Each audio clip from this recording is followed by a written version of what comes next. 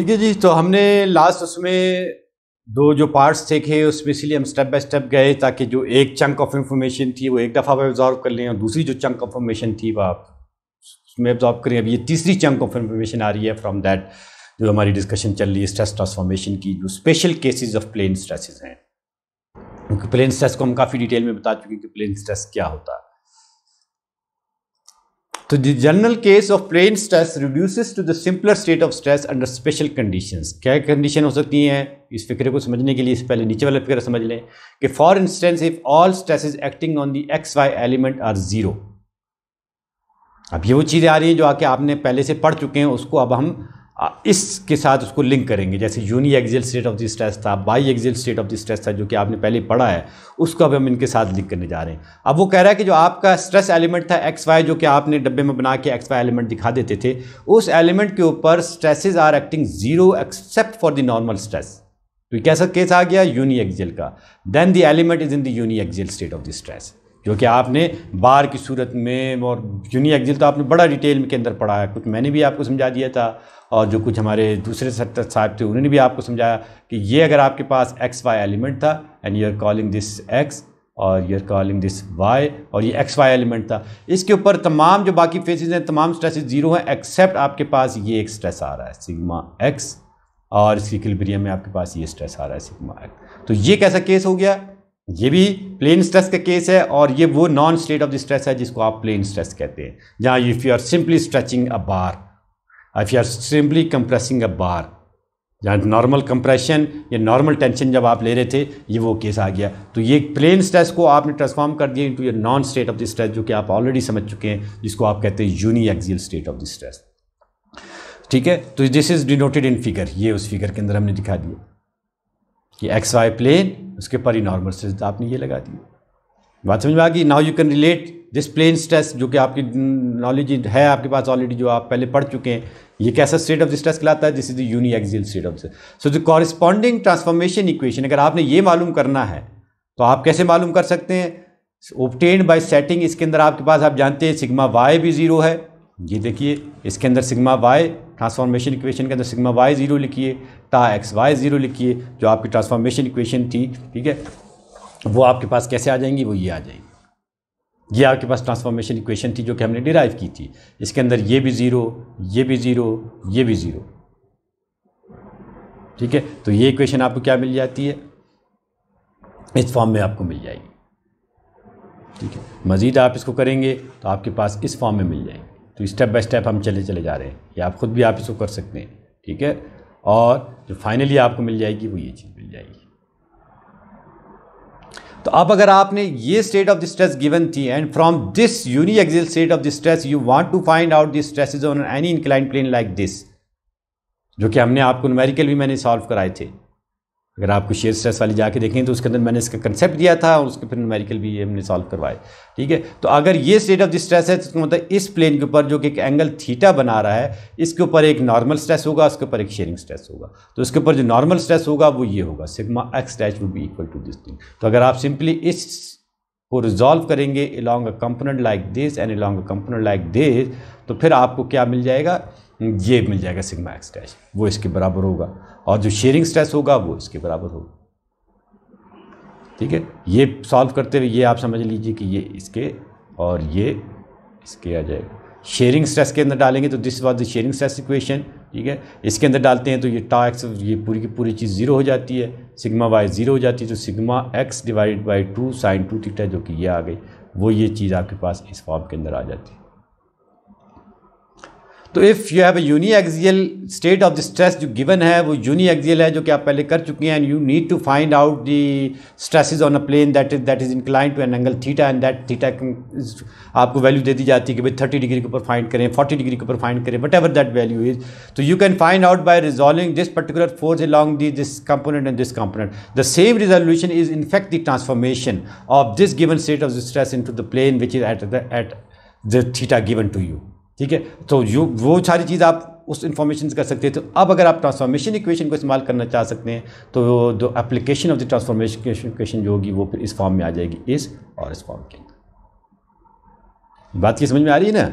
जो आपने normal stresses वाला केस किया, अगर आप मेरे शेयर स्ट्रेस की लेक्चर जाके उठा के देखेंगे तो उसके अंदर मैंने इस चीज़ को बड़े अच्छे तरीके से एक्सप्लेन किया हुआ है और कोशिश की है कि अच्छे तरीके से एक्सप्लेन कर सकूं और आप समझ सकें उस चीज़ को कि अगर एक ऐसा गिवन स्टेज ऑफ स्ट्रेस है और किसी भी एंगल के ऊपर आप नॉर्मल और शेयरिंग स्ट्रेस फाइंड आउट करना चाहते हैं तो वो इस तरीके से होंगे। और वहाँ भी हमने उसकी वैल्यूज़ भी निकाल के आपको दिखाई थी। तो वो वैल्यूज़ अगर आप वहाँ से उस तरीके से निकालते हैं तो वहाँ से भी निकाल सकते हैं। और अब चूँकि आप उस लेवल के ऊपर पहुँच रहे हैं जहाँ आपके पास transformation equation can solve your so many problem with the help of this. आप जो हम बताना चाह रहे हैं कि आप uniaxial state of stress का भी कर सकते हैं, biaxial state of stress की भी आप प्रॉब्लम्स को इससे सॉल्व कर सकते हैं। इवन देन अगर आप ट्राइक्सियल के अंदर जाएंगे तो ट्राइक्सियल के अंदर भी आप इस चीज़ को सॉल्व कर सकते हैं, जो कि हम इंशाल्लाह मैकेनिक्स ऑफ सॉलिड 2 में आपको सिखाएंगे।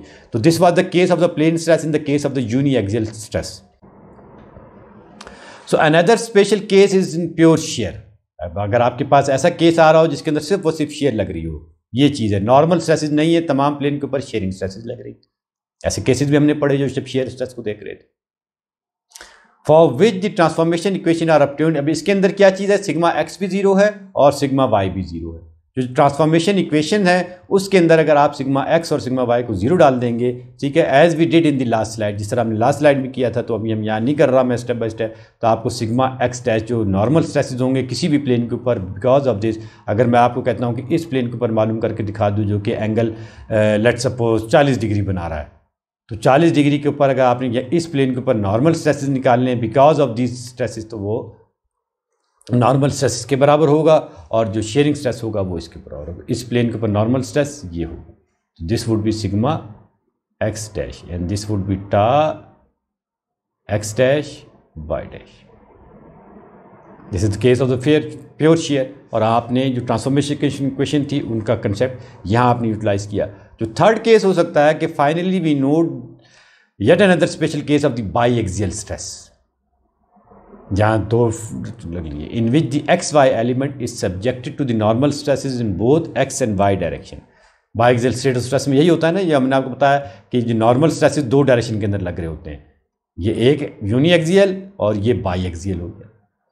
तो biaxial state of the stress जैसे आप देखते हैं सिलेंडर के अंदर हो रहा है या बलून के अंदर हो रहा है, जो आपके सिलेंडर होते हैं, जो थिक वॉल और थिन वॉल सिलेंडर्स हैं, मेरे ख्याल में एक वो मैकेनिक्स ऑफ सॉलिड 2 का पार्ट है। तो अगर आप यहाँ आपको by axial state of stress का कंसेप्ट लेकर के आप मैकेनिक्स सॉलिड 2 में जाएंगे तो you will find this concept very useful while understanding and learning the concept of जो हुप का है या जो आपके सिलेंडर के जो कंसेप्ट हैं thin and thick wall cylinder का, वहाँ फिर आपको ये बड़ी यूजफुल लगेगी ये सारी की सारी इन्फॉर्मेशन।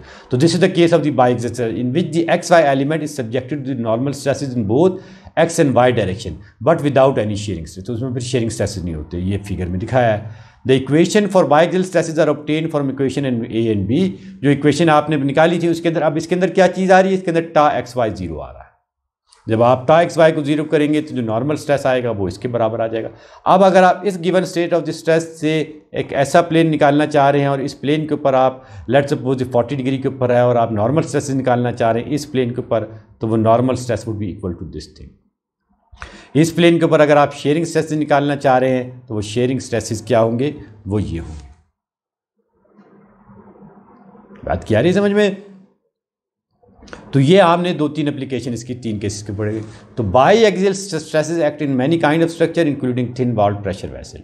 ऐसे प्रेशर वेसल जिसकी वॉल थिन हो, जैसे आपके पास सिलेंडर है, इसमें बलून की एग्जांपल दी, तो जिसकी वॉल थिन हो तो फिर हम उसके अंदर ये by axial state of the stress आता है। और जब अगर थिक वॉल हो तो फिर थोड़ा उसकी कहानी डिफरेंट हो जाती है। वो इंशाल्लाह जब मैकेनिक्स ऑफ सॉलिड 2 पढ़ेंगे, मैं पढ़ाऊँ या आपको पढ़ाएगा, तो इंशाल्लाह वो आप फिर सीखेंगे।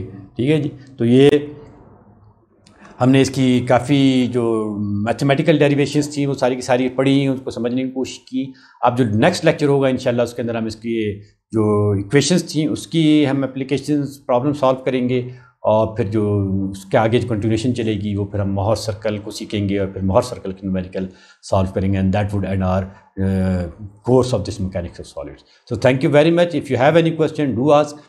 तो पूछेंगे नहीं तो सीखेंगे नहीं। बार बार मैं आपसे ये कहता हूँ कि ज़रूर पूछिए। यकीनन इसके अंदर चीज़ें नहीं हैं, थोड़ी चीज़ें एकदम से चंक ऑफ इन्फॉर्मेशन आपको मिल रहा था वहाँ, क्योंकि टॉर्जन में अगर आप देखें तो आपके पास 2 इक्वेशन आई, उस इक्वेशन को हम 2 वीक तक पढ़ते रहे। अब यहाँ हर लेक्चर के अंदर आपको एक नई इन्फॉर्मेशन मिलती है, हर लेक्चर के अंदर आपको नई क्वेश्चन मिल रही हैं और एक चंक ऑफ इन्फॉर्मेशन को जो मैं टर्म इस्तेमाल कर रहा हूँ वो आ रही है। तो इसको एब्जॉर्व करने के लिए यकीनन you will have to go slow, you will have to be you will have to pay a lot of concentration to understand all those things, otherwise things will start skipping here and there, यहाँ से निकलना इधर उधर से निकलना शुरू हो जाएंगी। तो गो स्लो, एक एक चीज़ को, एक एक फिक्रे को, मेरे एक एक कहीं भी बात को आस्ता आस्ता समझते हुए, एक चीज़ 5 मिनट सुने, उसको समझें, एब्जॉर्ब करें, समझ में आ जाता है वेल एंड गुड, नहीं समझ में आता जो क्वेश्चन रेज हुआ आस्क, वो समझ में आ गया, अगले 5 मिनट के लिए जाएँ, तो you will have to go slow.